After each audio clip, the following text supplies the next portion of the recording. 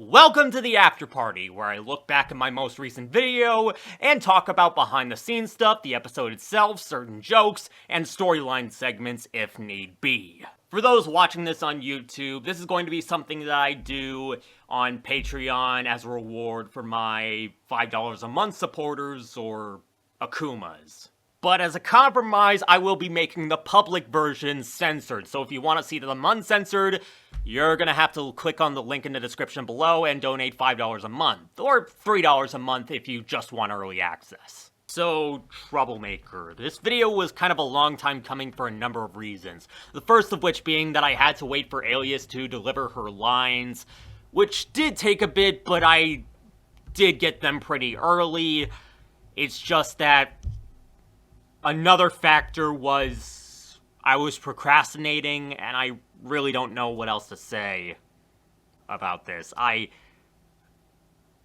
was just not working. The only reason why I finally worked on this and got it out was because my girlfriend halted comic progress until I finished it. And also because she was experiencing burnout. Though being honest, I feel like without that, I probably wouldn't have even worked on this. Or I would have taken a lot longer to work on this, so, yeah. Thank you, Ellie. I love you. Which leads into another factor as to why I took so long on this. Other projects. From the comic dubs my friends and I were doing, to the Neo Theater review and Bafana review, the former of which taking such a long time to write because I wasn't proud of it, and so I had to completely rework it. And then there was also the matter of the belated April Fool specials, which I really wanted to work on, as well as the Valentine's Day special that Ellie and I collaborated on. Though don't think I'm stopping the whole belated April Fool's special train, because I figured out what 2025 special is going to be. Here's a hint. This is going to be a fever dream. And the last factor as to why this took so long actually ties into the intro of this video.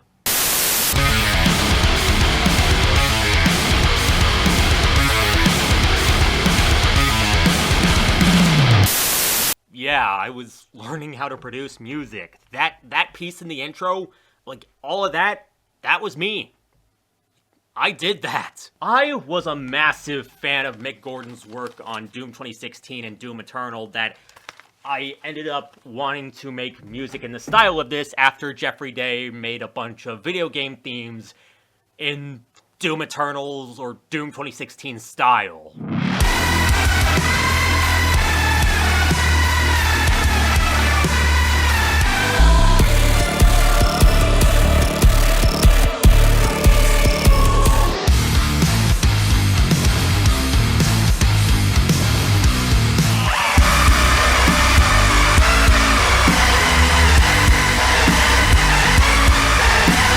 This track in particular was inspired by Rip and Tear and Super Gore Nest.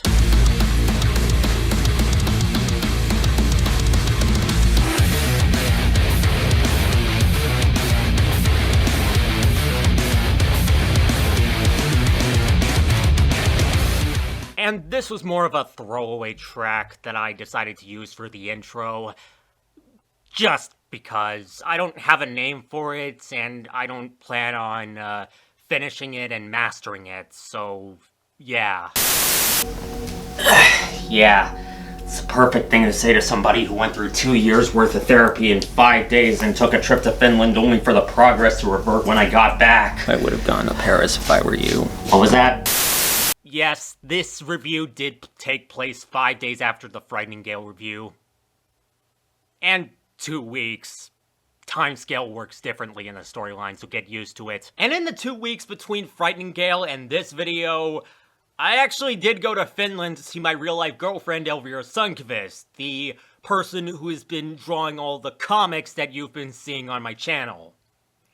And I was really freaking happy. I've got nothing clever to say. I'm happy you're here. I'm happy to be with you. And yeah, I ended up being really depressed when she had to head back home before I left, and it didn't hit me until She was at the spinning doors. It was the first time in a long while I ended up crying. Gonna miss her. At least the hotel had onion rings for me to drown my sorrows. You know what? This chainsaw is more trouble than it's worth.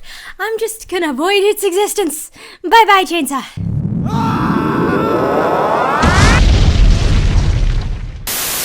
I honestly never thought that I'd see Alias come back after all this time. I was hoping she'd come back for Robostis. I planned on her being the one to give the Miraculouses to the duo, but she ended up going MIA for a bit, so that was where Rita came in. I ended up creating this character just to fill in that void while she was gone. Then when I was setting up for the Chilin viewing party, I saw she was texting me, and when she did, I welcomed her to the group of nerds, or the council of nerds, with open arms. I'm sorry, I can't speak. And we did quite a bit of catching up. I don't know how we came to the conclusion of reviewing this episode together, but we did. But I still wanted the stuff I said about AI to affect my and Alias's relationship within the story, so we sat down and came up with this. She did have this whole other storyline thing going on, and she was chasing around the chainsaw before it came flying towards my face. There was even an unused line indicating that. Why won't you stay still? Oh my goodness. But I can't explain her storyline in detail. She could do it just as better than I can. But it was still nice to have her on for another review, and yeah, it was really, really fun animating her. Giving her proper shadows and 3D movement to make it seem like she's actually there. Her writing down the issues that I have just so she can work on it like some sort of therapist that won't turn me into roasted human. All the facial expression changes, even her voiding the chainsaw's existence. There were some things I was unable to deal with, like her backside, which is just her front side flipped horizontally. But aside from that, I do hold some pride in the way I animated Alias. Oh yes, and while we're at it, I'll arrange for his taxi to be pulled by unicorns and his driver to be a professionally trained narwhal. Or maybe a group of them to remind him how much of a blessing he is to this earth. I'm not sure how many people are gonna get this. For those who aren't aware, a blessing is the name of a group of narwhals, and I'm pretty sure you can guess where this is going. Bit of a side note, I would end up sending Ellie 3 narwhal plushies to remind her that she is a blessing to this earth. Because yes, I am that corny. And speaking of corn... And the idea is a show called... Fill My Shoes! I filled mine up with nachos and cheese dip. Want some? Note that we need to work on how in touch he is with reality. Meh, your loss. There may be a connection between his mental distress and his diet. Out of all the what the hell ideas I came up with, this is easily my favorite. I don't know what to tell you. I just heard fill my shoes and wanted to take it literally, so fill it up with nachos and cheese dip. But my favorite part of this joke was just sending an image of this to everyone I know without context and seeing their reactions. The absolute best ones have to come from 2 of my family members. Here's what they said in the group chat. Is this a cry for help? Or is dementia setting in? Blink twice if you need help. Does Dad not let you use the good china anymore? Blink 3 times if you need a bowl. I love doing stuff like this. I don't know if her computer screen was just laziness by the animation team, or if they're saying that Marinette recorded the 2 of them while they were playing the game and actually watched the recording at some point. Okay, it's more likely that this was a mistake on DQ's part. But I had way more fun making this recreation than I should. I was rewatching footage from the gamer to find that screenshot, and I came across Adrian saying this. You're amazing, Marinette. I guess you wouldn't even need me. I'm so lame compared to you. And I was still trying to find a way to visualize this sort of idea, like Marinette looking back at the footage she secretly recorded and ogling at it. But that line, when I heard that line, I got inspired by this scene from Hannah Montana. I'm in love with a girl named Miley Stewart. I'm in love with a girl named Miley Stewart. I'm in love with a girl named Miley Stewart. I'm in love with a girl named Miley Stewart. Mao, you're gonna break it. I don't care. To quote Mick Gordon, I am a moth, and that is one big f***ing flame. So I recorded that entire scene, and then screen capped myself repeating the whole "You're amazing, Marinette" part. And the end result was this. You're amazing, Marinette. You're amazing, Marinette. You're amazing, Marinette. You're amazing, Marinette. You're amazing, Marinette. It's a small moment, but I was giggling like a child making this. Like, this totally seems like a Marinette thing that she would do, right? Like, okay, maybe not within the show, but come on. You could totally see her doing this. I could totally see her doing this. Touch me if you dare. Okay, can we just not with this? I swear, if one more person makes a reference to touching, I'm gonna have to get the whistle out. That's a pitch pipe. And this is me being pure filth. I kinda got inspired by the Stranger Danger whistle in an obscure Cat Icarus episode covering a Peppa Pig magazine. Daddy says he can make the biggest splash. Oh, wait. And considering I had this pitch pipe laying around, I figured, you know what? This will be my Stranger Danger whistle. I already found out that I could just blow into more than one hole and just produce a very unpleasant sound. And if you want to know what kind of pitch pipe it is, this is the brand. I don't even know how I got this. Maybe my parents just found it and decided to, give it to me. I really don't know. I only have a plate to defend myself! Oh, come on. You should at least have a spare cabbage in a pillowcase. Or a plastic bag. Like Mr. Cabbage Sack over here. Becomes unusually attached to inanimate objects. Oh yeah, this is the debut of Mr. Cabbage Sack within the marathon. I mean, I originally introduced him in the Bluey review, but this is his first proper appearance in, this was his first proper appearance in the marathon. Though, random fact, after I finished recording, my dog managed to find Mr. Cabbage Sack and then proceeded to chew it up as if it was some sort of toy. Needless to say, I had to get a new Mr. Cabbage Sack. I ended up getting 2 of them. Insert status quo you seen here, turn everything back to normal, and then fist bump. Looks like you won't find out my true identity today. I said fist bump! Pound it! You wanna know what makes this scene worse? Following that line, Cat Noir proceeds to say, I already know who you are. You're the girl of my dreams. even when you think the misery is gone, it always has to remind you of its existence.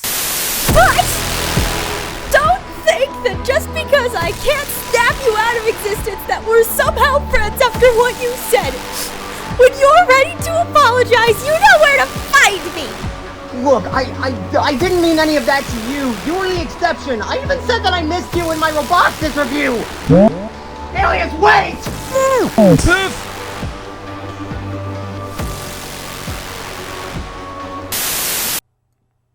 So, yeah, I lost her trust. This was honestly the part that I was looking forward to the most because it's the first time I actually get to record a proper emotional moment that isn't just a bit of self-indulgent wish fulfillment like in the Puppeteer review. This entire marathon is just me putting myself through the ringer from having my address leaked to the duo, to being put on the news, to losing the Miraculous, to having Riddler show up to f with me, to having that nightmare with Frightening Gale, and now I lose the trust of one of the few people I could call a friend. The one thing I didn't really think to acknowledge was, even when I knew Alias was my friend, I was still afraid of her. Like, the void powers, I was just afraid of her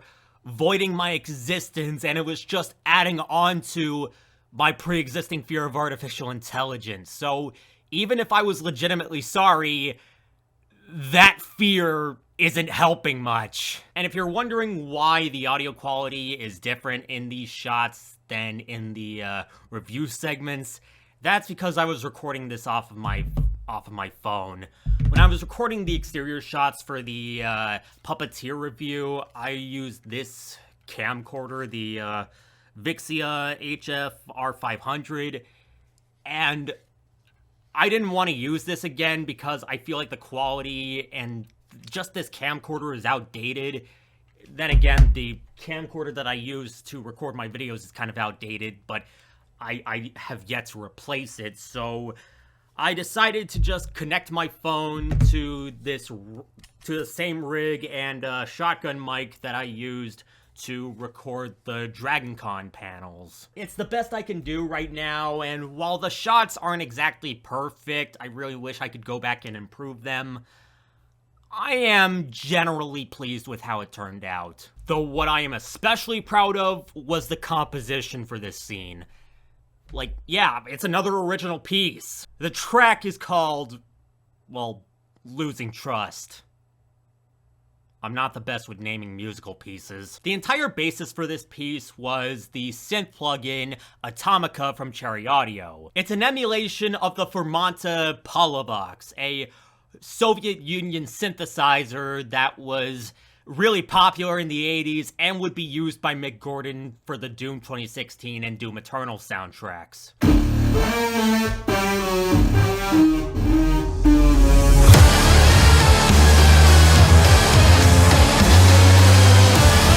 This piece came about while I was fiddling around with this. I just plugged in my synth and decided to mess around with Atomica, look at all the presets and see what kind of sounds I could generate, or at the very least, see what kind of sounds it can make from the presets. And then I reached the preset, the Analog Cats, and I was playing around with 4 notes, E, D, G, and F sharp, and I thought, hey, this kind of sounds atmospheric. This sounds like it could work. And eventually I thought, you know what? I could probably put this in my video. So, yeah. The entire idea behind the track was that it was meant to be heavy and apocalyptic. Like, some shit has gone down. Like, my secret's out. Like, what I said is out there. And I am basically screwed. Though I freely admit that the lead on the track, the Analog Cats preset, it's out of sync in the video recording. I do have a proper master of the track that I'm going to be uploading alongside this one, which will rectify this issue. And this is only the start of my music producing endeavors. I'm gonna try and include more in some of my more ambitious projects, so yeah, stay tuned. And that'll do it for this after party. Thank you guys so much for watching. I apologize if the information that I gave wasn't exactly fun. I really just wanted to talk about the making of these videos. Here, I don't have much to add about my opinions on the episode that I haven't given in my original review. I still think it's not necessarily anything special, but it is a really fun time, and one that is carried by the action. It's definitely not as good as I made it out to be. The animation from DQ does kind of hamper it a bit, but still, I appreciate Troublemaker for being such a powerhouse of a villain, and one that is committed to just taking their Miraculous. Like, honestly, I vibe with this villain a lot. And again, I just want to thank Alias Kagitaban for coming back and making this review happen. she was a big help in this, and I really appreciate her. I really do. And if you want to see more of these after parties, you can donate to my Patreon in the description below. You can donate $5 a month if you want to see this exclusive content, or you could just donate $3 a month if you only want early access. Either way, you're really helping this channel by supporting me. So until then, this is ASLB, and I got nothing else to say other than have a great life, stay miraculous, stay out of trouble, and see ya.